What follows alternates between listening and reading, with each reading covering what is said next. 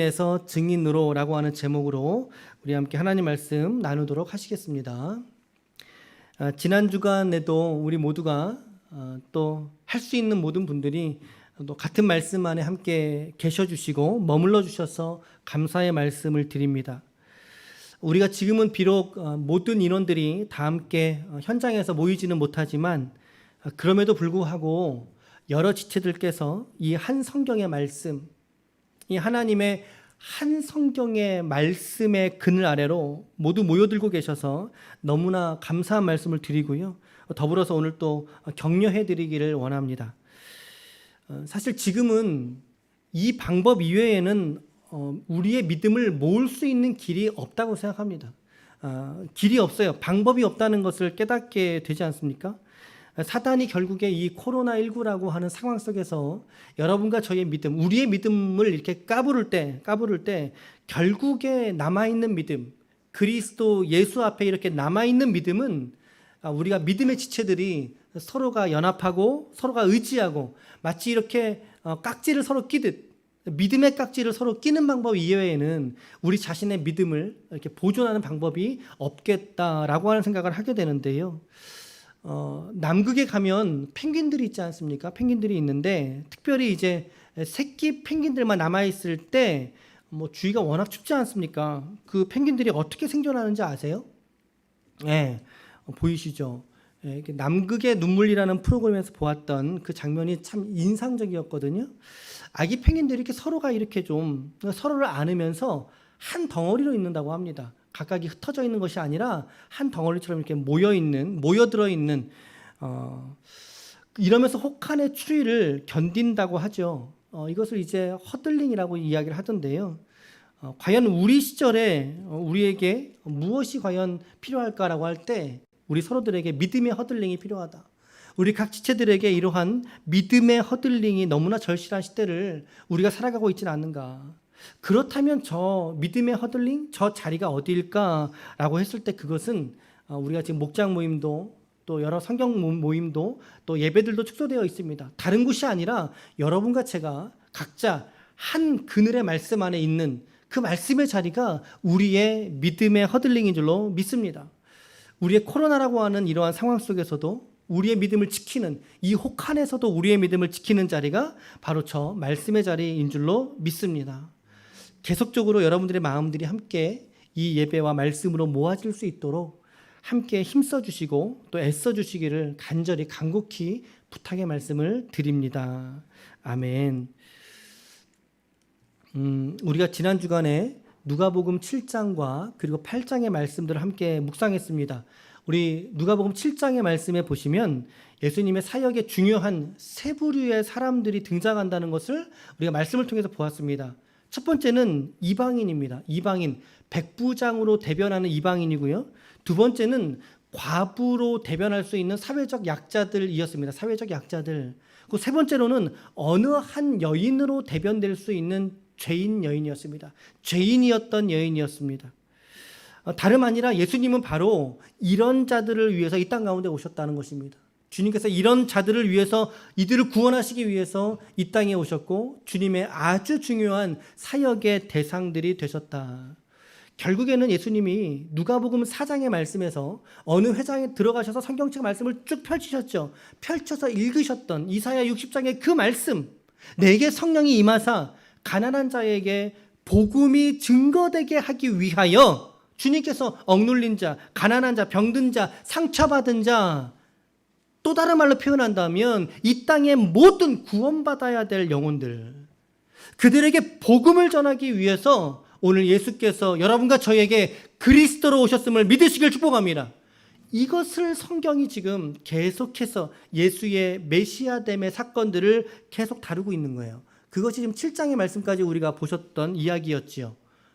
그래서 7장에서는 예수께서 이방인과 사회적인 약자 그리고 죄인들에게 복음을 전하심으로 말미암아 예수님이 바로 성경에 예언되었던 이사야 말씀에 예언되었던 바로 그 메시아가 예수이시다라고 하는 것을 증언한 반면에 이제 우리가 8장으로 넘어오셨습니다. 여러분들이 8장으로 넘어오면 그 예수가 다스리시는 그 나라, 메시아가 다스리시는 나라는 어떤 나라인가? 라고 하는 것을 누가는 몇 가지의 예를 들어서 설명을 해주고 있는 거예요. 그게 8장의 말씀의 내용들이거든요. 첫째는요, 좋은 밭의 비유를 여러분들이 기억하실 겁니다. 네 종류의 좋은 밭의 비유. 결국에 하나님의 나라는 네 종류 밭의 중에 어떤 밭에 사람이 들어간다는 것입니까? 좋은 밭에 사람이 들어갈 것이다 라고 하는 것이었어요. 두 번째는요, 등경 위에 등불의 비유지요. 세 번째는 갈릴리 바다에서 풍랑을 꾸짖으신 사건, 그 풍랑조차 잠잠하게 하셨던 예수님의 영적 권위, 온 세상 만물, 그것도 자연이에요. 이가 누구이기에 풍랑조차 순종하는가라고 묻고 있었거든요. 이 자연들이 예수님의 말 앞에 순종한다는 거죠. 왜요? 주님이 창조주이셨기 때문입니다. 창조주이셨기 때문에.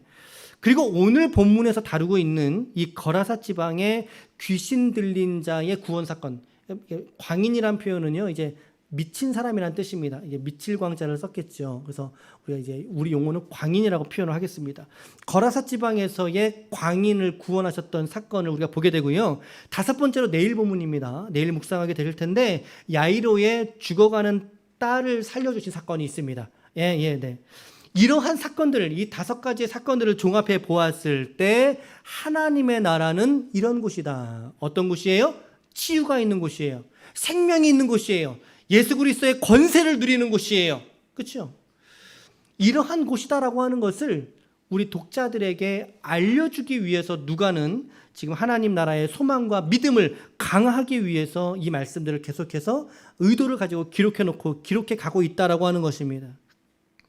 오늘 우리가 거라사 지방의 광인에 대해서 말씀을 함께 읽으셨는데 여러분들은 이 말씀을 읽으시면서 어떤 모습들이 좀 다가오셨는지요?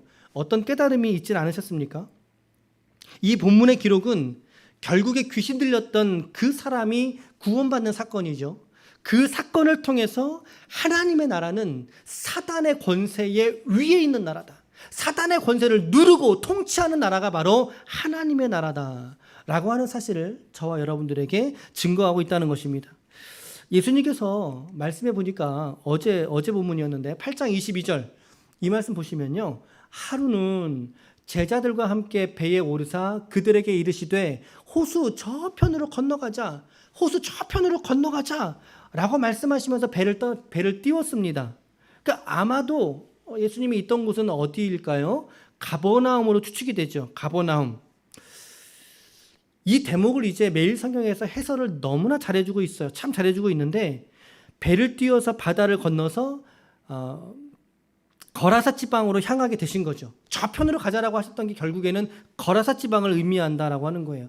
그런데 거라사 지방으로 가셔서 광인을 고쳐주시고 또다시 주님이 있던 곳으로 되돌아오시거든요. 가버나움이라면 가버나움에서 배 타고 거라사까지 갔다가 거라사에서 다시 배 타고 가버나움까지 돌아오는 과정입니다.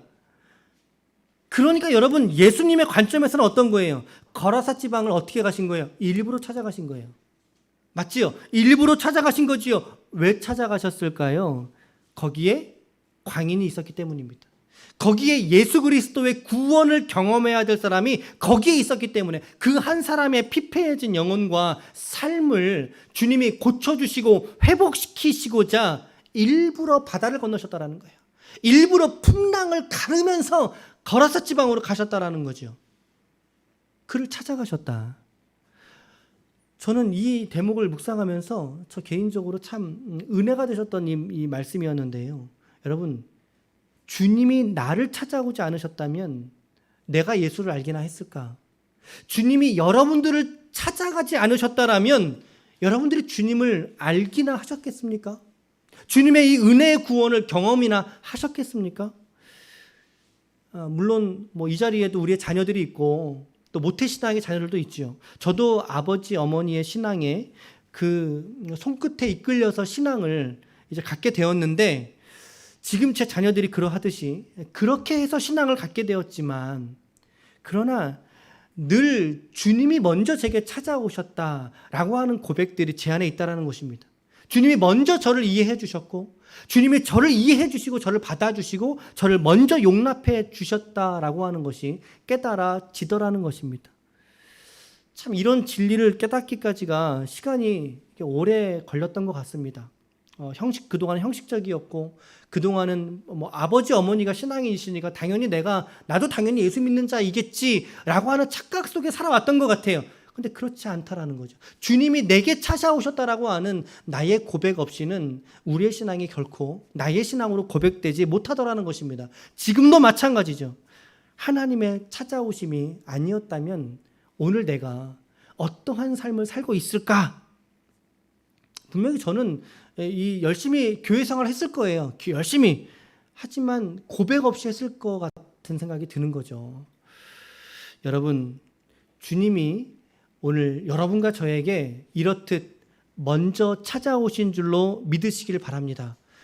이 고백이 너무나 귀한 고백이에요. 내가 먼저 주님을 발견한 게 아니에요. 내가 먼저 주님께 찾아간 것이 아니라 사실은 주님이 나를 발견하셨고 어둠 속에 헤매고 있는 나를 주님이 콕 집으셔서 이 구원의 자리로 오늘 부르신 줄로 믿습니다.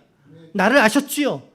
나를 먼저 주님이 구원하셨기 때문에 오늘 저와 여러분들이 이 자리에 이렇게 앉아서 여러분들의 각처의 자리에 앉아서 하나님께 예배드릴 수 있게 되었다라는 거죠. 이것이 별 말씀 아닌 것처럼 들리지만 근데 이게 상당히 중요한 교리입니다. 주님이 먼저 나를 찾아오셨고 먼저 나를 발견하셨다라는 게 이게 상당히 중요한 교리예요. 오늘 거라사 지방의 이 광인, 그가 먼저 주님을 찾은 것이 아니라 예수님께서 먼저 그 큰 바다를 건너오셨고 건너오시는 수고를 주저하지 않으셨고 풍랑을 지나서 거라사에 있는 그 광인에게 주님께서 먼저 찾아오셨다. 그러기에 오늘 이 광인의 구원은 광인의 노력에 의한 결과가 아니라 누구의 노력에 의한 결과라는 거죠? 누구의 노력에 의한 결과입니까? 바로 예수님의 노력에 의한 결과라고 하는 것입니다. 이 말은 다시 말하면 오늘 저와 여러분들의 구원도, 우리의 구원도 누구의 노력의 결과라는 거예요? 예수님의 노력의 결과라는 거예요.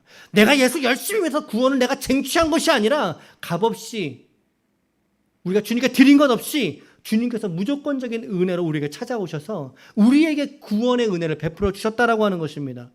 그러기에 이 믿음은, 우리의 이 믿음과 구원은 자랑할 수 없는 거죠. 내가 한 것이 아니니까 자랑할 수 없고, 그리고 우리의 구원의 보증을 누가 하셨다는 거예요? 예수님이 하셨다라는 말씀이에요. 주님 먼저 찾아오셨으니까. 그렇기 때문에 우리의 구원의 보증을 누가 하신다는 겁니까? 예수님께서 우리의 구원을 보증하신다는 교리가 이게 성립이 된다라는 거죠. 여러분, 그러기에 여러분과 저의 구원은 결코 취소되거나 변개치 않을 하나님의 완전하신 구원의 사건인 줄로 믿으시기를 바랍니다.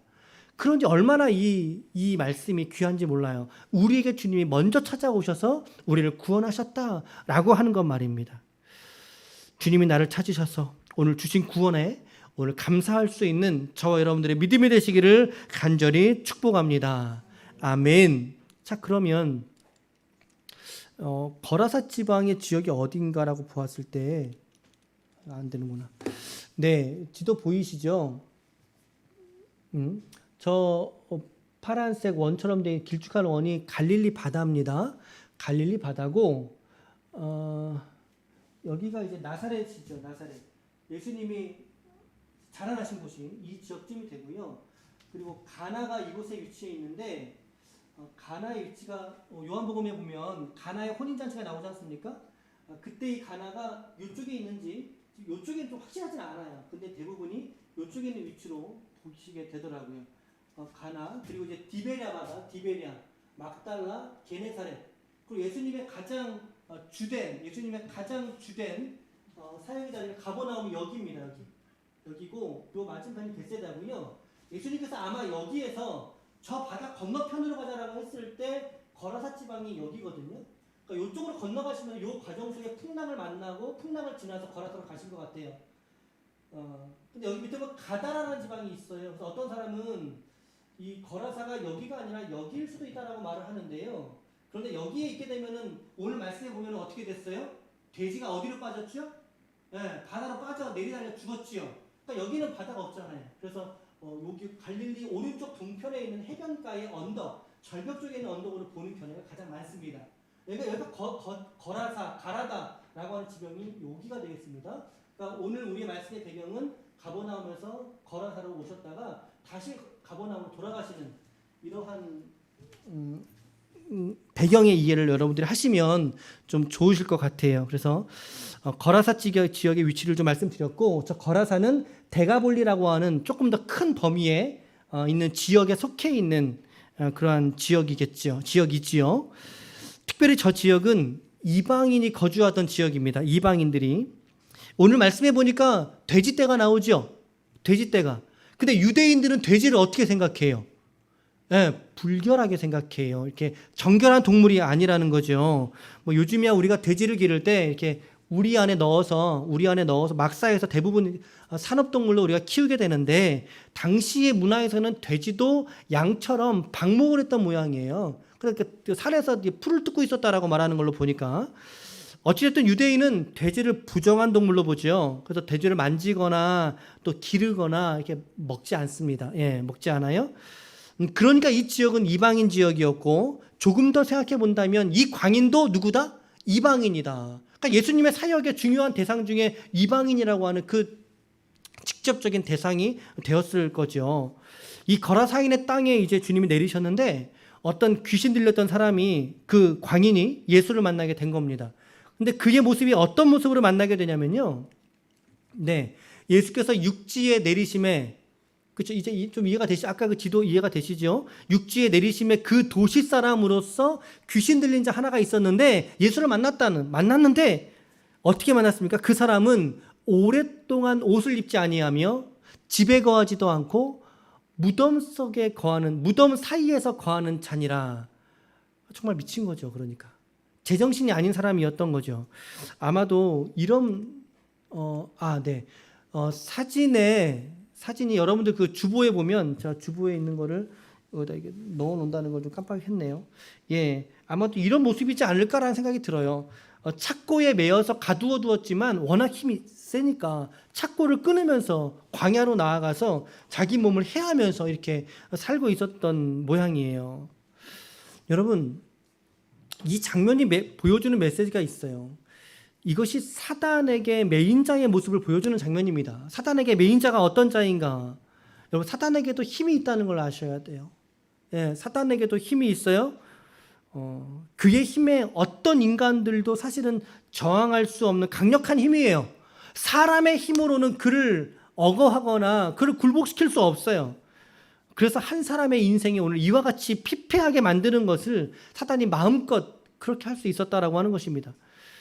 심지어 성경에서는 지금 우리가 살아가는 이 세상의 실세, 이 세상의 주권자가 누구라고 말합니까? 사단이라고 말씀하고 있어요. 에베소 말씀 보세요. 우리의 씨름은 혈과 육을 상대하는 것이 아니요 통치자들과 권세들과 이 어둠의 세상 주관자들과 하늘에 있는 악의 영들을 상대합니다. 말씀에서도 이 땅의 권세가 사단에게 속해져 있다라고 하는 것을 성경이 말씀하고 있다는 거죠. 여러분, 그래서 사단이 주는 성공도 있다는 걸 아셔야 돼요. 사단이 주는 성공도 있는 거야. 그 성공을 통해서 그가 주님께 돌아올 수 있을까요? 아니요, 그렇지 못하죠. 주님으로부터 점점 더 멀어져만 갈 것입니다. 사단이 주는 성공도 있어요. 하지만 그 성공이 아무리 크다 할지라도 문제는 그 영혼의 결과에 있다는 것입니다. 그 영혼의 결과, 어떤 결과입니까? 마귀, 사단으로 인해서 자기의 몸이 망가지고 그리고 영혼이 망가지고 있다는 것을 우리가 알아야 된다. 우리의 그의 영혼과 몸이 망가지고 있다는 거죠. 사단이 이 세상의 사람들을 얼마나 많은 수단과 방법으로, 보이지 않는 방법으로 이 세상 사람들을 올가매고 있는지 우리가 깨달을 수 있길 바랍니다. 그로 인해서 사단의 올가미에 질질 끌려가는 인생으로 세상 사람들을 전락하게 만든다라고 하는 것이죠. 이것은 하나님의 창조 원리에 정확하게 위배되는 것입니다. 하나님께서 인간을 창조하셨을 때의 하나님의 창조의 목적을 오늘 사단은 이루어갈 수 없도록 철저하게 그를 올가매고 그를 억어하고 그의 몸과 육신을 피폐하게 만들어버린다라는 거예요. 이에 광인이 예수님에게 뭐라고 말씀하고 있냐면요, 예수를 보고 부르짖으며 그 앞에 엎드려 큰 소리로 불러 이르되 지극히 높으신 하나님의 아들 예수여, 당신이 나와 무슨 상관이 있나이까? 당신께 구하노니 나를 괴롭게 하지 마옵소서 라고 이야기를 합니다. 예수님께서 30절 말씀에 예수께서 네 이름이 무엇이냐 라고 물으신 즉 그가 무엇이라고 대답합니까? 내 이름은 군대입니다. 군대입니다. 말할 수 없이 많다라는 거죠. 군대입니다. 근데 저 군대라고 하는 단어에 사용된 헬라어 단어는 레기온입니다라고 대답한 거거든요. 레기온. 근데 이것은 로마의 그 당시의 군 제도에 의하면 약 6,000명 가까운 5,000에서 6,000명 사이의 사단 규모를 언급할 때 레기온이라고 말한다는 거죠. 그러니까 저의 이름은 사단입니다. 이렇게 말하는 거예요. 우리 연대 다음이 사단이잖아요. 저의 이름은 사단입니다. 게다가 평행한 본문인 마가복음에서는요. 2,000마리의 돼지떼에게 귀신들이 들어갑니다. 귀신들이. 그러니까 이 사람을 사로잡고 있던 악한 세력이 얼마나 많다는 거예요. 얼마나 강력했느냐는 거죠. 적어도 2,000에서 많게는 5,000, 6,000의 귀신들이 악한 권세들이 그를 달라붙어서 그의 삶을 올가매고 있었으니 그 한 사람의 영혼이 얼마나 망가져야 했겠는가라고 하는 것을 우리가 말씀을 통해서 볼 수 있다는 것이죠. 바로 이 장면이 예수를 알지 못하는 세상에 이 사로잡혀 살아가는 사람들의 모습이라는 것을 우리가 깨닫게 됩니다. 정말 여러분 예수 안에 있지 않으면 세상의 온갖 악한 것들이 그 영혼에게 들러붙어서 그에게 악한 생각을 주입해주고 악한 행동으로 그의 삶이 어그러질 수 있도록 그를 이끌어간다라고 하는 걸 우리가 기억해야 된다는 거죠. 특별히 우리가 강력범죄 저지르는 사람들이 있지요. 그런 사람들 인터뷰하는 거 보셨어요? 왜 그랬습니까? 들어보셨어요? 자기가 했다고 말하지 않아요. 누군가가 자기 안에서 하는 소리에 자기가 순종했다라고 말하죠. 100이면 100 다 그런 이야기를 우리가 하는 걸 듣게 돼요. 우리 한편으로는 저 사람 왜 그럴까가 아니라 그게 아니라 그럴 수밖에 없는 사람이구나. 단지 그 사람은 강력한 범죄를 저질렀기 때문에 드러났을 뿐이지 대부분의 모든 세상의 사람들은 그의 삶을 사로잡고 있는 사단과 마귀의 권세 아래 그의 삶에 놓여져 있다는 것을 우리가 깨달아야 한다는 거죠. 그래서 복음전도라고 하는 것은 오늘 나의 영이신 성령과 우리의 영이신 성령과 그들의 영인 악한 영과의 싸움이다. 이것이 복음전도인 거죠. 그래서 복음전도는 정말 쉬운 것이 아닙니다. 강력함으로 영적으로 우리가 무장하지 않고서는 우리가 복음의 전도의 사역을 감당하기가 참 어려운 것 같아요. 여러분 예수 없는 인생은 그 인간은 본연의 모습을 잃어버릴 뿐만 아니라 사단에게 매이고 오늘 말씀처럼 그에게 종로로 타게 되어서 집에서 머물지 못하고 광야로 이끌림 받아서 자기 몸을 마음대로 뒹굴게 하며 그릇된 길을 걷게 된다는 것. 이 말씀을 우리가 들을 때 우리가 정말 예수 믿지 않았다면 오늘 내가 얼마나 아찔했을까? 예수 믿지 않았다면 나는 얼마나 아찔했을까? 정말 예수님이 나에게 찾아오지 아니하셨더라면 나는 어떤 사람이 되어가고 있을까?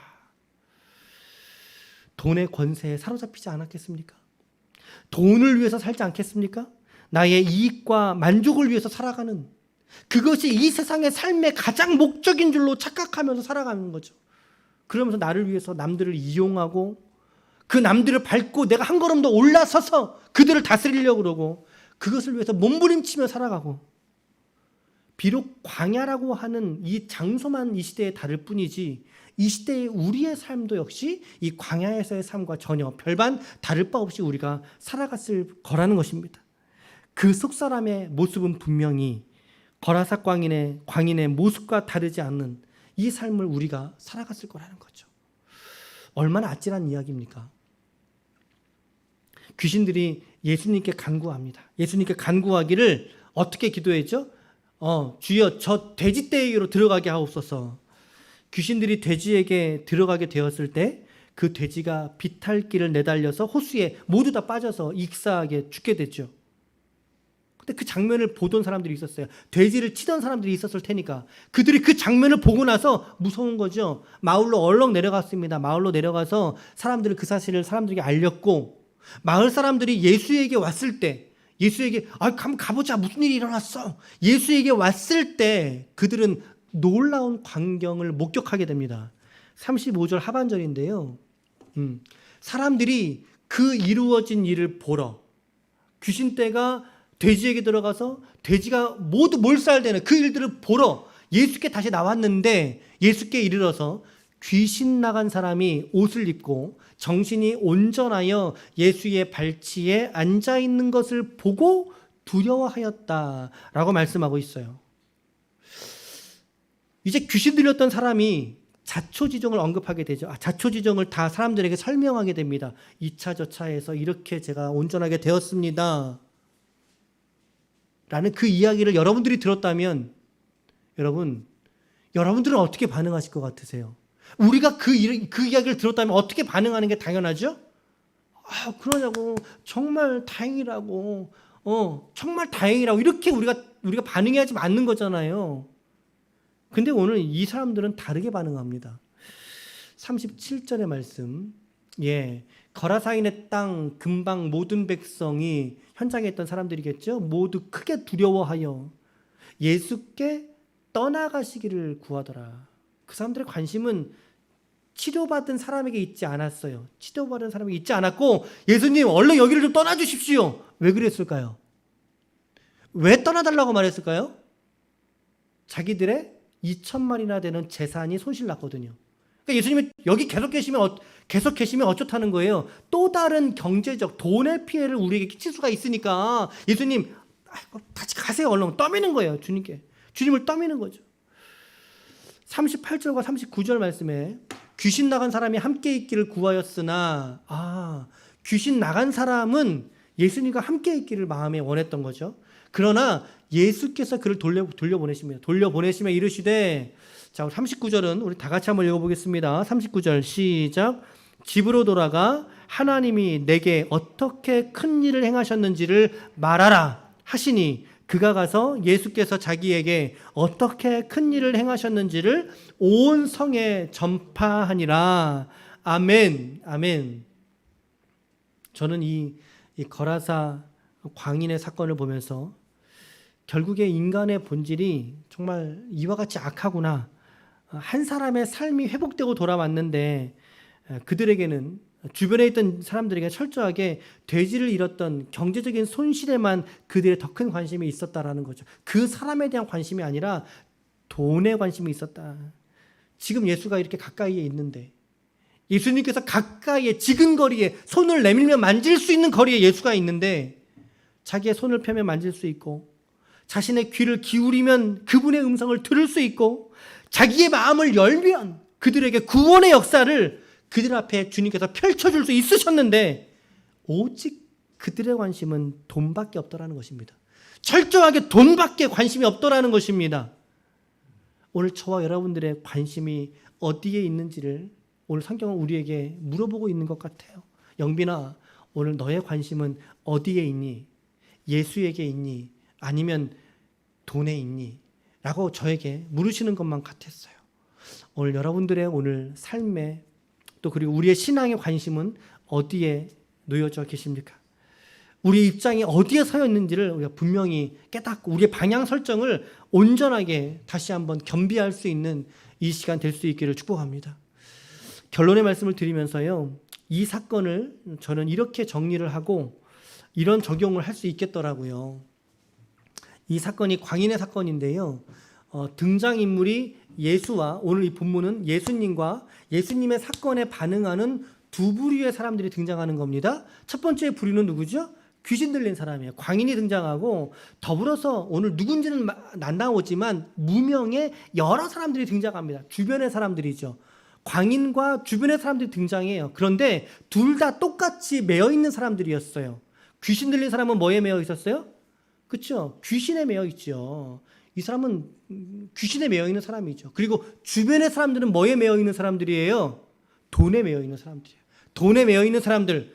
근데 이들에게 예수가 각각 앞에 경험되어지자, 이제 귀신 들린 사람이, 구원받은 사람은 그의 관심은 예수님에게로 향하여졌지만, 주변의 사람은 그 기적의 예수가 눈앞에 있음에도 불구하고 철저하게 어디에만 관심이 있었다고요? 돈에만, 경제적 돈에만. 그러므로 그들의 태도는 두 가지로 정확하게 극명하게 갈리게 됩니다. 첫 번째는 함께 있기를 원했습니다. 광인은 주님, 나 주님과 함께 있기를 원합니다. 어떻게 보면은 그의 어떤 두려움의 표현일 수 있어요. 예수님과 내가 함께 있다면 내가 두 번 다시 귀신에 들리지 않을 텐데 라고 하는 그 믿음이 있기 때문에 같이 있기를 원하지 않았을까요? 그런 생각 해봤고요. 그 다음 그 옆에 있던 주변의 많은 사람들은요, 예수가 떠나시기를 구했다라는 사실이죠. 떠나시기를. 그러므로 인해서 이들의 삶의 정확한 결과가 나눠지게 됩니다. 결과가 달라지게 됩니다. 이 광인이었던 사람은 가서 이 복음을, 너에게 임한 이 복음을, 오늘 말씀해 보니까 뭐랬어요? 하나님이 네게 하신 일을.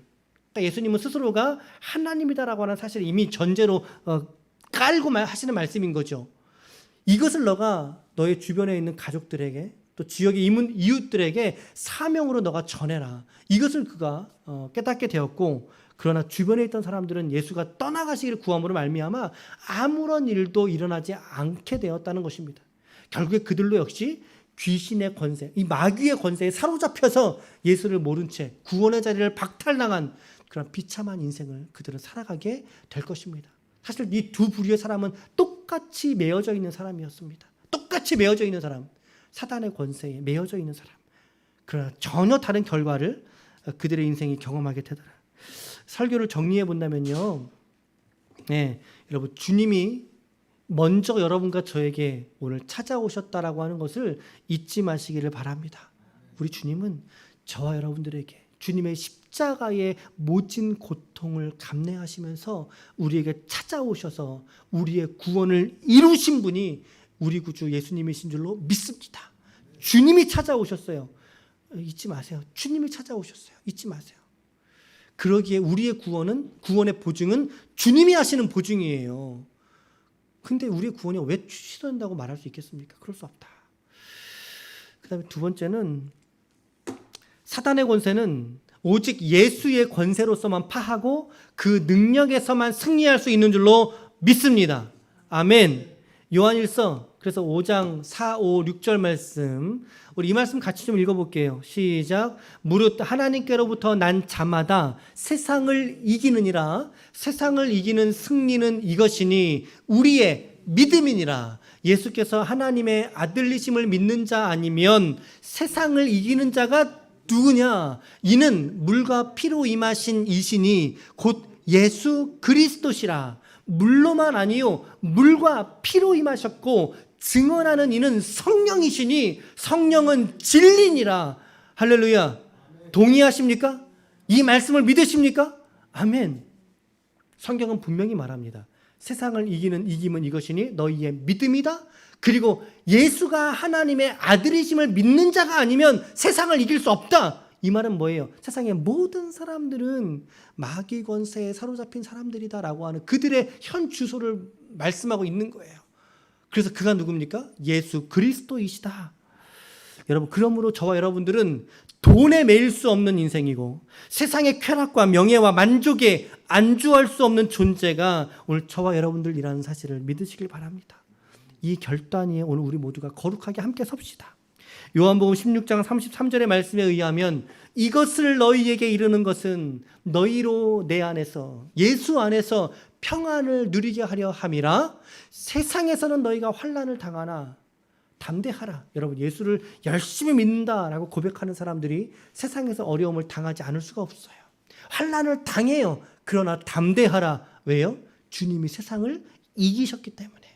이기신 그 주님을 믿음으로 우리가 고백하면서 나아갈 때 우리의 마음에 하나님의 평강이 임재하게 될 줄로 믿습니다.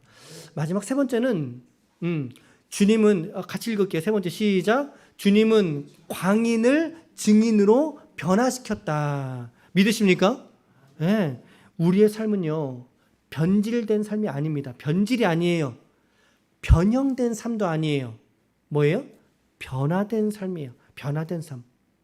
예수님이 물을 포도주로 바뀐 사건은 전형적인 변화의 사건입니다. 변질 아니고 변형이 아니고 그 근본까지가 존재가 달라지는, 철저하게 오늘 광인에서 증인으로 달라졌어요. 그게 본질이 달라졌어요. 이것이 그리스도인의 삶의 변화라고 저는 생각합니다. 오늘 여러분과 저의 삶은 달라지셔야 됩니다. 우리의 삶은 달라야 됩니다.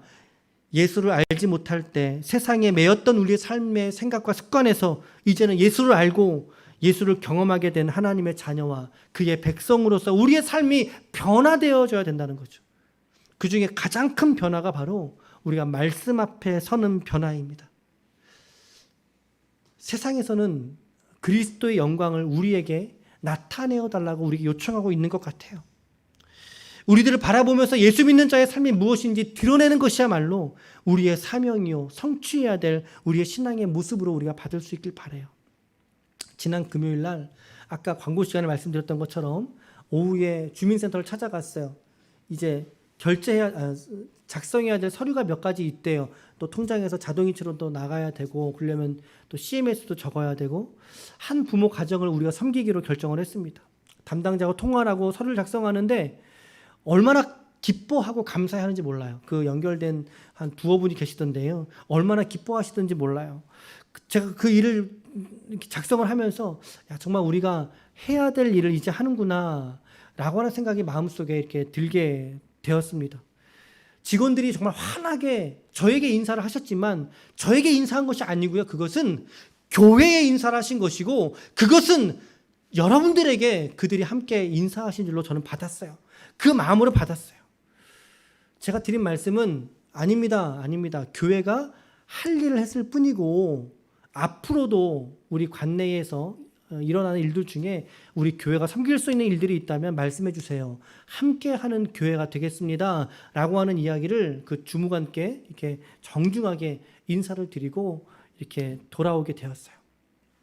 그 몇 마디 말을 이제 하는데 하나님, 제 마음에 감동이 있는 거지. 하나님께서 정말 우리 교회 이런 우리의 중심을 주님께서 기뻐하셨겠다.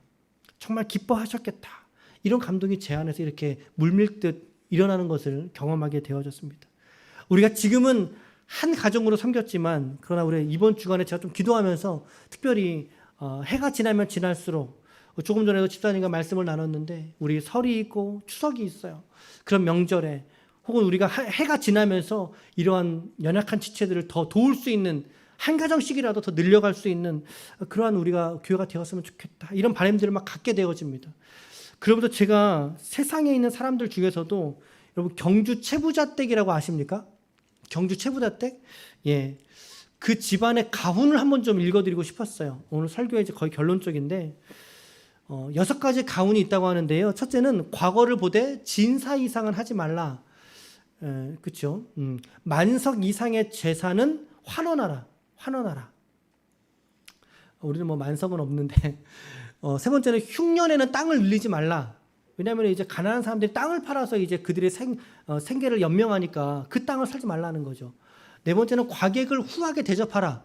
그렇죠? 너무나 성경적이지 않습니까? 주님이 뭐라고 고아와 과부와 객을, 그렇죠? 주님께서 말씀하셨던 이 약자들 과객을 후하게 대접하라. 다섯 번째는 주변 백리에 굶는 자가 없게 하라. 사실 이 말이 저한테 이렇게 확 왔어요. 야, 정말 이 예수 믿지 않았던 이 가정에서도 사회적 책임을 이처럼 감당하는데 정말 우리의 교회들이 이렇듯 일어나서 이 사회를 섬기면 얼마나 아름다울까. 여섯 번째는 글쎄요, 며느리에게는 3년 동안 무명옷만 입게 하라라는, 그러니까 이제 뭐 사치하지 말라는 것 같아요. 이렇게 6가지의 이야기. 비록 세상의 세속의 가문이었지만 더욱이 근래에 우리 한국교회의 모습을 보면서 우리 성도들에게 이들이 주는 메시지가 분명히 있다고 생각을 합니다. 변화된 삶의 모습. 광인에서 증인으로 변화되었다면 그 변화된 열매가 우리에게 있어야 되는데 그 열매로 너희의 믿음을 알리라 라고 하셨듯이 세상은 여러분과 저의 변화된 삶의 모습을 기다리고 있습니다. 그것을 보고 싶어 합니다. 그래서 믿는 자의 변화된 삶이 무엇인지를 오늘 우리 모두가 빛과 소금된 삶으로 우리 모두가 보여줄 수 있기를 축복합니다. 여러분, 우리가 정말 하나님의 영광을 드러내는 교회들이 되시기를 축복합니다. 그 영광을 나타내는 성도가 되십시오. 하나님의 은혜의 빛을 되비춰내는 성도들이 되십시오.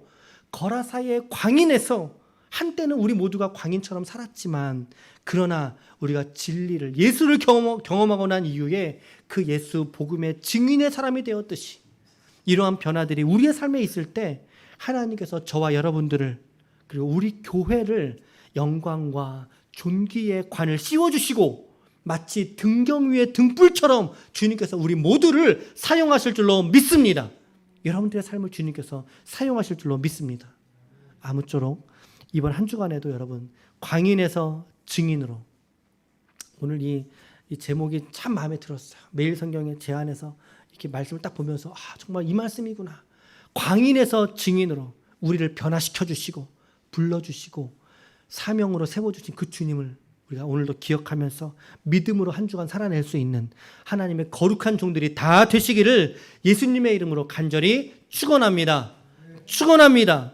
아멘. 아멘. 우리 시간에 함께 기도하셨으면 좋겠습니다.